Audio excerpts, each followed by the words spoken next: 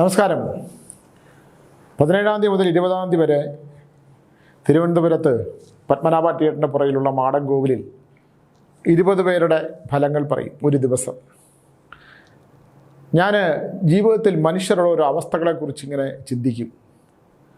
പ്രശ്നങ്ങളും സംഘർഷങ്ങളും മനോദുഃഖങ്ങളും അതിൻ്റെ ശാന്തിയും സമാധാനവും തേടിയുള്ള മനുഷ്യൻ്റെ ഒരു യാത്ര, പൂജയോ പൂജപരിഹാരങ്ങളോ ഇല്ലാത്ത അവസ്ഥ, പൂർവ്വജന്മ ദുരിതങ്ങൾ കൊണ്ട് വന്നു ചേരുന്ന മഹാദുരിതങ്ങൾ, ദുഃഖങ്ങൾ, സംഘർഷങ്ങൾ, ഇതിനൊക്കെ എന്താണൊരു പരിഹാരമെന്ന് ചോദിച്ചാൽ സത്യം പറഞ്ഞാൽ പരിഹാരമില്ല എന്നുള്ളതാണ് എനിക്ക് ബോധ്യപ്പെട്ടിട്ടുള്ളൊരു കാര്യം.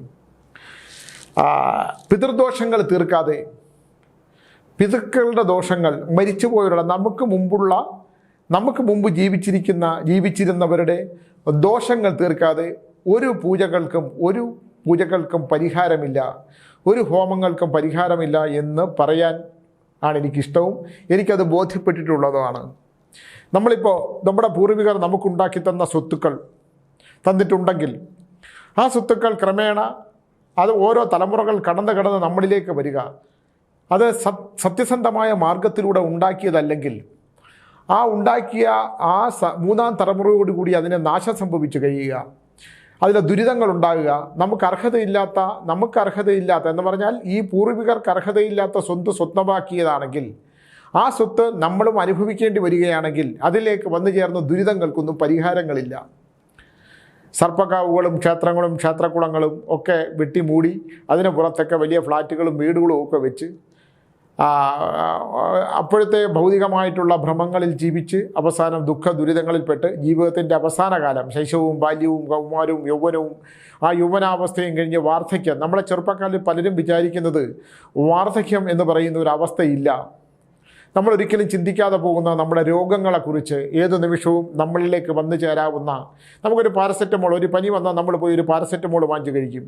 ആ പനി അങ്ങ് തീർന്നു എന്ന് വിചാരിക്കും. തള്ളവയറിൽ നിന്ന് തലച്ചോറിൽ നിന്ന് തള്ളവരിലേക്കും മാറി നിൽക്കുന്ന രോഗങ്ങൾ, പൂർവ്വജന്മത്തിൽ വന്നു ചേരുന്ന മാരകമായ രോഗങ്ങൾ, ദൈവം നല്ല ആരോഗ്യത്തോടു കൂടി ജനിപ്പിക്കുകയും നല്ല കർമ്മങ്ങൾ ചെയ്ത് വളരുകയും നമ്മുടെ മാതാപിതാക്കൾ ചെയ്ത നല്ല കർമ്മത്തിൻ്റെ ശുദ്ധിയോട് ജനിക്കുകയും പിന്നെ നമ്മൾ മദ്യപിക്കുകയും ലഹരിക്ക് അടിമയാകുകയും ചെയ്യും. നമ്മുടെ ശരീരത്തെ നശിപ്പിക്കുകയും പുകയ്ക്കുകയും ലഹരി പദാർത്ഥങ്ങൾ ഉപയോഗിച്ച് ശരീരത്തെ നശിപ്പിക്കുകയും പിന്നെ ജീർണിച്ചില്ലാതാവുകയും ചെയ്യുന്ന, ശരീരത്തിൻ്റെ അർത്ഥം തന്നെ ജീർണിച്ചു പോകുന്നതാണ്. നമ്മളൊരിക്കലും തിരിഞ്ഞു നോക്കുന്നില്ല. നമ്മൾ ഇന്നലകളിലൂടെ വീണ്ടും ഭൗതികമായിട്ടുള്ള ചിന്തകളിൽ, ഭൗതികമായ ഭ്രമങ്ങളിലൂടെ മനുഷ്യരിങ്ങനെ ഓടിക്കൊണ്ടിരിക്കുകയാണ്.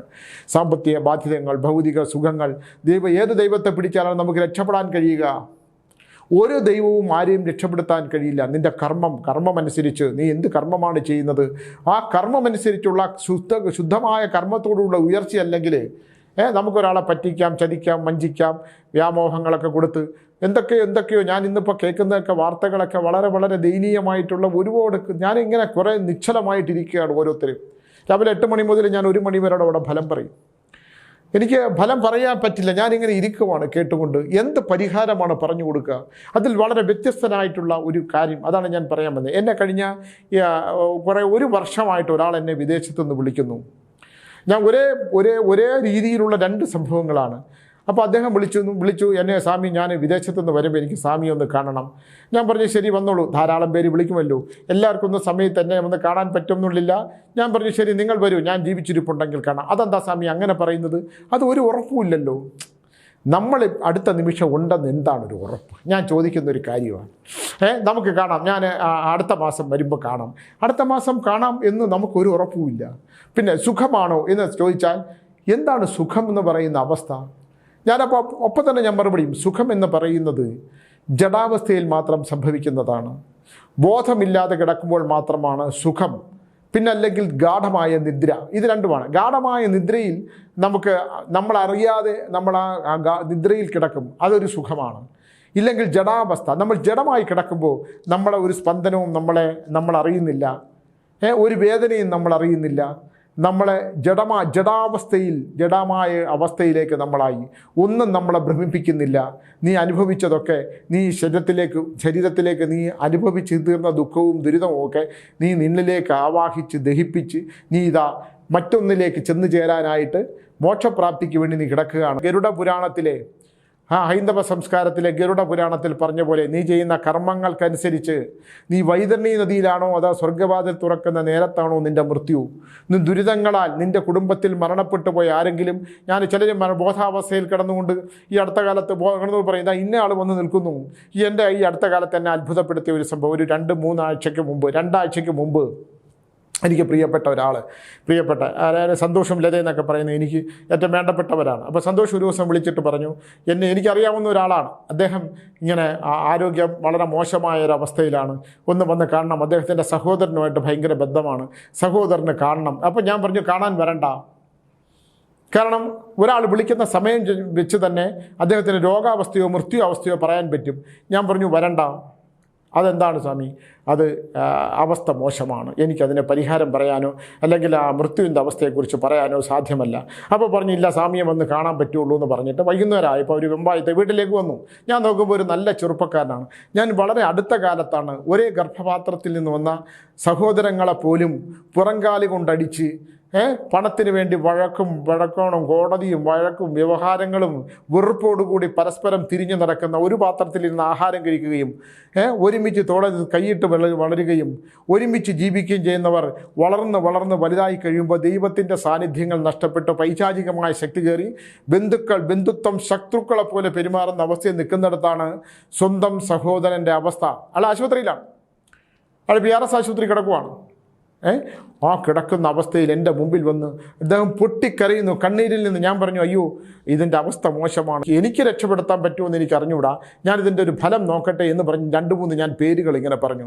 എന്നിട്ട് ഞാൻ ചോദിച്ചു, ഇദ്ദേഹത്തിൻ്റെ അമ്മയുമായിട്ട് അത്ര സുഖകരമായ അവസ്ഥയിലായിരുന്നില്ല. അല്ല. ഞാൻ ചോദിച്ചു, അപ്പോൾ ഇന്ദിര എന്ന് പറയുന്നത് ആരാണ്? ആ അമ്മയുടെ അനിയത്തിയാണ്. ഇദ്ദേഹത്തിന് അറ്റാച്ച്മെൻറ്റ് അമ്മയോട് മാത്രമായിരുന്നു. മറ്റേ ഇന്ദിര എന്ന് പറഞ്ഞ സ്ത്രീ ക്യാൻസർ എന്തോ വന്ന് മരിച്ചതാണ്. ഞാൻ പറഞ്ഞു, ലക്ഷണത്തിൽ അവരാണുള്ളത്. കാരണം ഇദ്ദേഹം ആശുപത്രി കിടക്കുകയാണ്, ഇദ്ദേഹത്തിൻ്റെ ഏറ്റവും മോശപ്പെട്ട എന്നെ പറഞ്ഞാൽ അടുത്ത മൃത്യുവാണ്, വേറെ മാർഗ്ഗങ്ങളൊന്നുമില്ല. ഞാനൊരു സ്നേഹത്തിൻ്റെ ശക്തി കൊണ്ടൊരാൾക്ക് ജീവിതം കിട്ടിയ ഒരു കാര്യമാണ് ഞാൻ പറയാൻ പോകുന്നത്. അപ്പോൾ ഞാൻ പറഞ്ഞു, ഒരു ശ്രമമുണ്ട്. നമ്മളെല്ലാവരും തന്നെ നമ്മളെല്ലാവരും ഈ മനുഷ്യ സമൂഹത്തിലെ മനുഷ്യരായിട്ട് ജീവിക്കുന്നവർക്കെല്ലാം തന്നെ, മൃഗങ്ങളാരും നമുക്കറിയാൻ വയ്യ, ഒരാൾ വരും, നമ്മളെ കൊണ്ടുപോകാൻ വരും, നമുക്കിഷ്ടമുണ്ടായിരുന്ന ഒരാൾ വരും. ചിലർ വരും, അത് മറ്റൊരു അവസ്ഥയാണ്, ഞാൻ പറഞ്ഞുതരാം. അപ്പം ഞാൻ പറഞ്ഞു, ഇങ്ങനൊരാൾ നിൽപ്പുണ്ട്. പിന്നെ ഞാൻ ആ കുടുംബത്തിലെ 3-4 പേരുടെ പേര്, അവർ മരണപ്പെട്ട കാര്യങ്ങളൊക്കെ പറഞ്ഞു. ഇപ്പം ഞാൻ പറഞ്ഞു വന്നത് ചിലരുടെ ജീവിതത്തിൻ്റെ ഒരു ബലമാണ് ഞാൻ പറഞ്ഞത്. അപ്പോൾ ഞാൻ പറഞ്ഞു 17-ാം തീയതി വരെ ഇദ്ദേഹത്തിന് മൃത്യു ലക്ഷണമാണ്. നിങ്ങളൊരു കാര്യം ചെയ്യൂ, നമുക്കൊരു പരിഹാരമുണ്ട്. പരിഹാരം എന്ന് പറയുന്നത് തന്ത്രമാന്ത്രികത്തിലെ വളരെ ശക്തമായ ഒരു കർമ്മമാണ്. എന്ന് പറഞ്ഞാൽ പിതൃക്കളെ ലയിപ്പിക്കുക. നമ്മൾ എന്ത് പരിഹാരങ്ങൾ ചെയ്താലും തന്ത്രശാസ്ത്രത്തിൽ പ്രത്യേകം പറയുന്ന ഒരു കാര്യമാണ്, പിതൃക്കൾ ഇടഞ്ഞു നിന്നാൽ ഒരു മരുന്ന് പോലും ഫലിക്കില്ല. അപ്പോൾ ഞാൻ ഒരു പരീക്ഷണമാണ്, നമുക്ക് നോക്കാം. ഞാൻ ആ ചെറുപ്പക്കാരോട് പറഞ്ഞു, ഈ കർമ്മങ്ങൾക്ക് ഇത്രയൊക്കെ സാധനങ്ങൾ വേണം, ഇങ്ങനെയൊക്കെയാണ്. അപ്പോൾ അദ്ദേഹത്തിന് രക്ഷപ്പെടാനുള്ള സാധ്യത വളരെ തുലവും കുറവാണെന്ന് ഞാൻ പറഞ്ഞപ്പോൾ ഈ അനിയനിരുന്ന് പൊട്ടിക്കറിയുവാണ്. കാരണം ഈ അനിയനെ സംബന്ധിച്ചിടത്തോളം എനിക്ക് മനസ്സിലായി, എൻ്റെ മുമ്പിൽ എത്രയോ കാലങ്ങൾക്ക് ശേഷമാണ് ഒരു സഹോദര ബന്ധത്തിൻ്റെ തീവ്രമായൊരു മൂല്യം ഞാൻ കാണുന്നത്. സ്വന്തം സഹോദരൻ, അദ്ദേഹം വിദേശത്താണ്, ഈ സഹോദരനെ സാമ്പത്തികമായിട്ടൊക്കെ സഹായിക്കുകയാണ്. മറ്റാൾ കലാകാരനാണ്. അപ്പോൾ അദ്ദേഹത്തിന് സമ്പാദ്യമൊക്കെ കുറവാണെങ്കിലും ഈ സഹോദരൻ വലിയ മനസ്ഥിതിയുള്ളതാണ്. ഞാനൊരു മനുഷ്യനെ മുമ്പിൽ കാണുകയാണ്. ഞാനന്ന് രാത്രി ഉറങ്ങാൻ പറ്റില്ല. അപ്പോൾ ഞാൻ പറഞ്ഞൊരു കാര്യം ചെയ്യൂ, ഞാനൊരു ശ്രമം നടത്തട്ടെ. എനിക്കൊരു മനുഷ്യജീവനെയും രക്ഷിക്കാനൊന്നും എനിക്ക് കഴിയില്ല, ഒരു ശ്രമമാണ്. എനിക്കറിയാവുന്ന തന്ത്രശാസ്ത്രത്തിലെ ചില കർമ്മങ്ങൾ അനുസരിച്ച് ഈ പിതൃക്കളെ ലയിപ്പിക്കുന്ന ഒരു താന്ത്രിക കർമ്മമുണ്ട്, നമുക്ക് പിതൃദോഷങ്ങളെ തീർക്കാനായിട്ടുള്ളൊരു കർമ്മം ചെയ്തു നോക്കാം എന്ന് പറഞ്ഞു. അപ്പോൾ ഒന്ന് ആലോചിച്ചിട്ട് പറയും, ഇതിന് ഇന്നൊക്കെ സാധനങ്ങൾ വേണം, ഇങ്ങനെയൊക്കെയാണ് ചെയ്തത്. ഞാൻ മാടൻ കോവിലിൽ വെച്ച് ചെയ്തു തരാം, എൻ്റെ ശിഷ്യന്മാരൊക്കെ എവിടെയാണെന്ന് അറിഞ്ഞുകൂടാ, ഞാനൊന്ന് വിളിച്ച് ചെയ്യട്ടെ. അപ്പോൾ 2-3 പേരുടെ ചെയ്യാനുണ്ട്, അങ്ങനെ ചെയ്യാൻ പറ്റുള്ളൂ. കാരണം ഇത്തിരി കോസ്റ്റ്ലിയാണ് ഈ സാധനങ്ങളൊക്കെ കിട്ടാൻ, സാധാരണ പോലെയല്ല. ഇതെല്ലാം അദ്ദേഹം അവിടെ തന്നെ ഇതെല്ലാം അറേഞ്ച് ചെയ്യാൻ കിട്ടാനുള്ള സാധനങ്ങളൊക്കെ സംഘടിപ്പിച്ച് കൊണ്ട് തന്ന് ഞാനെന്തായാലും മാടൻ കോവിലിൽ വെച്ച് അത് ചെയ്തു. അദ്ദേഹം തന്നെ ചെയ്യണം താന്ത്രിക കർമ്മങ്ങൾ എപ്പോഴും ആരാണോ അവർ തന്നെ ചെയ്യണം. ഞാനതെല്ലാം പറഞ്ഞു കൊടുത്ത് ഇദ്ദേഹം ചെയ്തു. ചെയ്തു കഴിഞ്ഞിട്ട് ഞാൻ പറയുവാണ്, ദൈവത്തിൻ്റെ ഇപ്പം നമുക്കൊക്കെ ഒന്നിന് നിമിത്തമാകാനേ പറ്റൂ. ഒരാളെ നമുക്ക് കൈപിടിച്ചു നമുക്ക് ഒരാളെ ഉയർത്തണമെങ്കിൽ നമുക്ക് ആ ഉയർത്താനുള്ളൊരു ആരോഗ്യം വേണം, അല്ലേ? അല്ലെങ്കിൽ നമുക്ക് പറഞ്ഞ് മറ്റൊരാളെ കൊണ്ട് ഉയർത്തിക്കാം. എനിക്ക് ആരോഗ്യമില്ല, അയാളെ പിടിച്ചെഴുന്നേൽപ്പാനുള്ള ആരോഗ്യം എനിക്കില്ല, എന്നെക്കാൾ ശക്തിമാനായിട്ടുള്ള ഒരാളുണ്ട്, നിങ്ങൾ ആ കൈ പിടിച്ച് അദ്ദേഹത്തിനെ ഒന്ന് ഉയർത്തു എന്ന് പറയുന്നത് പോലെ ഞാൻ എൻ്റെ ശിഷ്യന്മാരെ കൊണ്ട് ഞാൻ ആ കർമ്മങ്ങൾ ചെയ്തു. ഈ സഹോദരൻ വന്ന്, ഈ പൊട്ടിക്കരഞ്ഞ സഹോദരൻ, അയാൾക്ക് ആ വേർപാട് സഹിക്കാൻ പറ്റില്ല. ഞാൻ ടീച്ചറിനോട് പറഞ്ഞു, ടീച്ചറെ ഇതിനകത്ത് ആകെ രക്ഷ അയാൾക്ക് ഈ സഹോദരനോടുള്ള ഭീമമായൊരു ബന്ധമാണ്, ആ ഹൃദയബന്ധമാണ്, ആ സ്നേഹമാണ്. അത് മാത്രമേ ഉള്ളൂ ഇയാൾക്ക് രക്ഷ, മറ്റൊന്നും നമ്മുടെ മുമ്പിലില്ല. പിന്നെ അദ്ദേഹം ഈ രോഗാവസ്ഥയിൽ വയറൊക്കെ വളരെ മോശമായ അവസ്ഥയായി. കാരണം വീട്ടിലേക്ക് കൊണ്ടുപോകാൻ പറഞ്ഞോളൂ. ഈ ഡോക്ടർമാർ പറഞ്ഞു, രണ്ടവസ്ഥയിൽ ഡോക്ടർമാർ പറയും. ഒന്ന്, അവർ കൈവിടുമ്പോൾ പറയും, രണ്ട്, ഇവിടെ കിടന്നിട്ടും പ്രത്യേകിച്ച് പ്രയോജനമില്ല എന്നുള്ളത് പറയും. അപ്പോൾ എന്തായാലും ഈ പരിഹാരം കഴിഞ്ഞു. എന്നെ അത്ഭുതപ്പെടുത്തുന്ന ഒരു വാർത്ത, നമുക്കാരുമല്ല ദൈവം ഉണ്ടെന്ന് പറയും. ദൈവം ഏത് രൂപത്തിൽ വന്നു? സ്വന്തം സഹോദരൻ്റെ രൂപത്തിൽ വന്നു. അദ്ദേഹം ആ അനിയൻ ഇവിടെ നമുക്കറിയാവുന്ന ഒരുപാട് പേരെന്താണ്, സ്വന്തം ചേട്ടൻ പറയുമ്പോൾ നടക്കുകയാണെങ്കിൽ കാല് വെച്ച് കൊടുക്കും, സ്വന്തം അനിയൻ നടക്കുകയാണെങ്കിൽ അവൻ്റെ തലക്കടിച്ച് വീഴ്ത്താൻ ശ്രമിക്കും. സ്വത്തും പണവും സമ്പാദ്യവും ഭൗതിക സുഖങ്ങളും അവൻ്റേതായിട്ടുള്ള നേട്ടങ്ങൾക്കൊക്കെ വേണ്ടി സ്വന്തം അമ്മയും അച്ഛനെ പോലും നോക്കാത്ത, തിരിഞ്ഞു നോക്കാത്ത ഈ ലോകത്ത് അങ്ങനൊരു സഹോദരൻ്റെ കണ്ണീരിൻ്റെ ശക്തിയിൽ ഞാൻ ഇന്ന് കേട്ട വാർത്ത, ഇന്ന് ഞാൻ ചോദിച്ചു, ലതയുടെ ഞാൻ ചോദിച്ചു, എങ്ങനെ ഇരിക്കുന്നു അദ്ദേഹം എന്ന് ചോദിക്കുമ്പം, അദ്ദേഹം ഓംലെറ്റ് ഉണ്ടാക്കി കഴിച്ചു എന്ന് ഞാൻ പറഞ്ഞു. ഒന്ന് ആലോചിച്ച് നോക്കൂ, ഇന്ത്യയിലായിട്ടുള്ള ഓർഗൻസ് എല്ലാം വീണ്ടും പ്രവർത്തിച്ചു തുടങ്ങി. അയാൾ എഴുന്നേറ്റിരിക്കുന്നു. ബോധമില്ലാതെ, പരസ്പര ബന്ധമില്ലാതെ സംസാരിച്ചിരുന്നതാണ്. ആ പ്രേതബന്ധം കണ്ട ഇന്ദിര എന്ന് പറയുന്ന അമ്മയുടെ അനിയത്തിയായ കുഞ്ഞമ്മ ഇപ്പം ലക്ഷണത്തിലില്ല. അപ്പോൾ ഞാൻ പറഞ്ഞു വന്നത്, അയാളുടെ ആ സഹോദരൻ്റെ തീവ്രമായ സ്നേഹം അയാളുടെ ജീവൻ്റെ പകുതി സ്വന്തം സഹോദരന് കൊടുക്കുമ്പോഴുള്ള ഈ കലിയുഗത്തിൽ ബന്ധങ്ങൾക്ക് മൂല്യമില്ലാത്ത, ബന്ധങ്ങൾക്ക് പ്രസക്തിയില്ലാത്ത, മരിച്ചാൽ അവൻ്റെ സ്വത്തൂടെ സ്വന്തമാക്കാം, ആ സ്വത്തൂടെ എനിക്ക് എടുക്കാൻ പറ്റുമല്ലോ, ഞാൻ അവന് കടം കൊടുത്തിട്ടുണ്ട്, അത് അവൻ്റെ ചെക്ക് എഴുതി, എനിക്കറിയാവുന്ന എൻ്റെ ഒരു ബന്ധു ഒരാൾക്ക് പണം കൊടുത്തു, മറ്റയാൾ ആശുപത്രി കിടക്കുകയാണ്.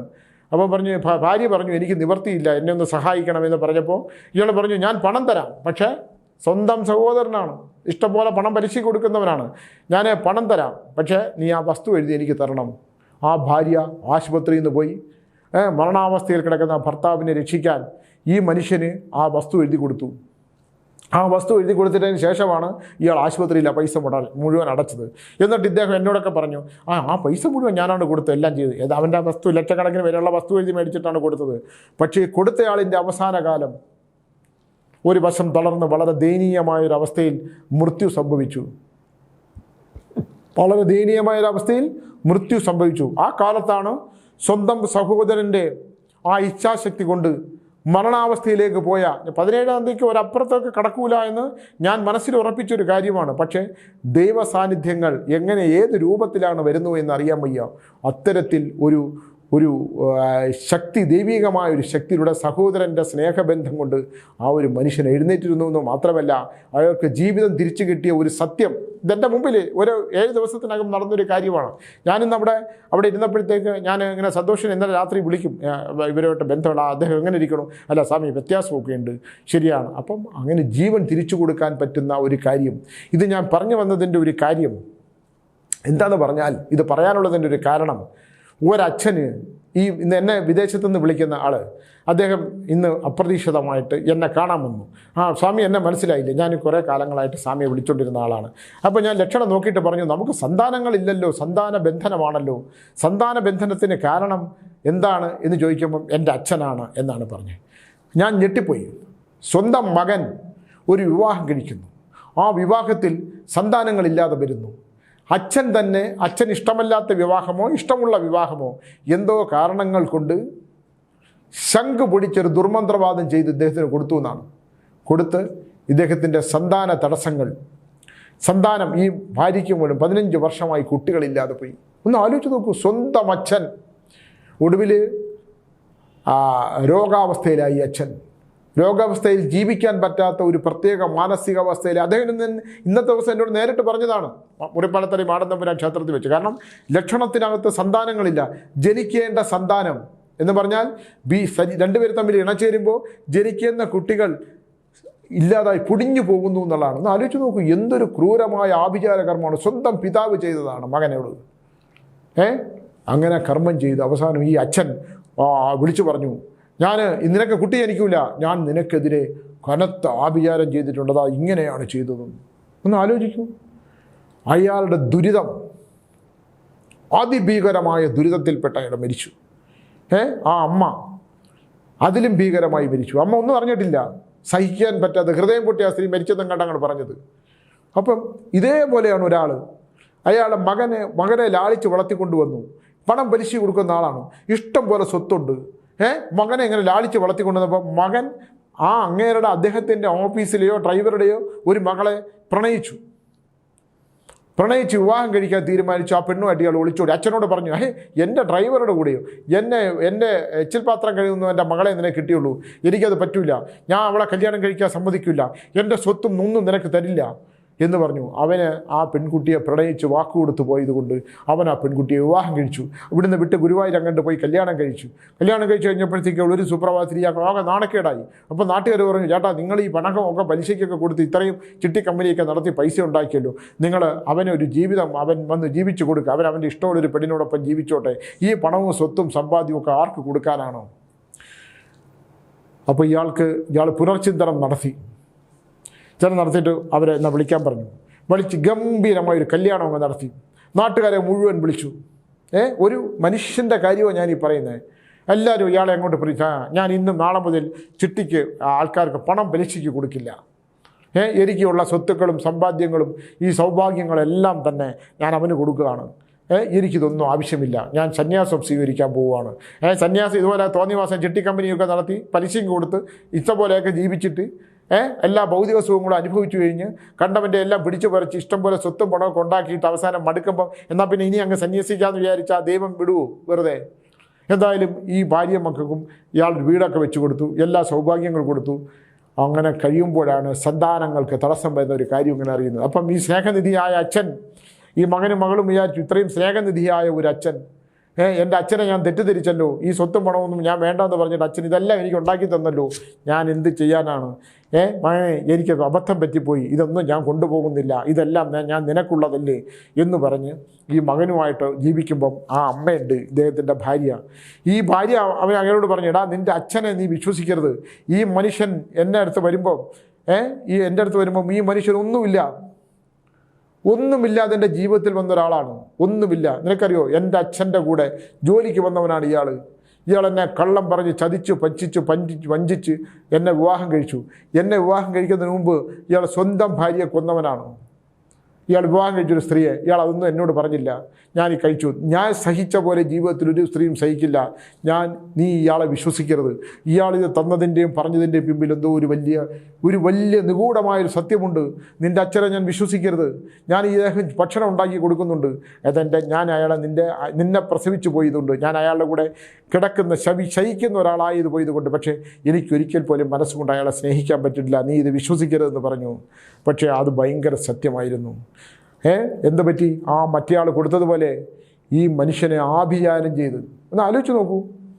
സ്വന്തം മകൻ്റെ ഭാര്യയെ ആദ്യം മറ്റേയാൾ അച്ഛൻ, അയാൾക്ക് അപ്പോഴും അയാളുടെ ഉൾക്കൊള്ളാൻ പറ്റൂല.